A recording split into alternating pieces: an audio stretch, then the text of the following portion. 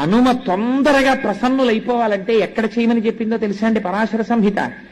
అరటి తోటలోకి వెళ్ళి హనుమ యంత్రం కాని హనుమ బొమ్మ కాని హనుమ అని రాసి కాని మీరు అక్కడ పెట్టి మీరు కాని ఆ రోజున ఉపాసన చేశారా అరటి తోటలో, ప్రత్యక్షమైనటువంటి స్వరూపంతో స్వామి వచ్చి తీసుకుని తీరుతారన్న భయం ఇచ్చింది సంహిత. అన్నిటికన్నా ఆయన తొందరగా ప్రీతి దేనివల్ల పొందుతారో తెలుసా అండి? అరటి పండుగ. కదలి పూజ అని ప్రత్యేకమైనటువంటి పూజ ఆయనకి. కేవలం అలంకారంతో ఆయన తృప్తి పడిపోతారు.